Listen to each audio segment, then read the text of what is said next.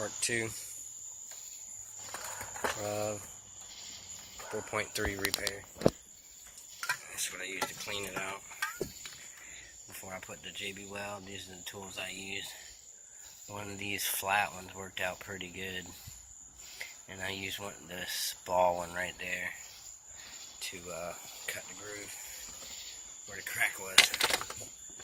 So you can probably see it. I can't point it because I'm holding the camera and the light. Let's see. Yeah, so that's the front right. I cut the groove, you can tell. Cut the crack. That one too. I had a little one. And there's another one on this side. You can see it a little bit. This tiny one on the left side. We're going to the school.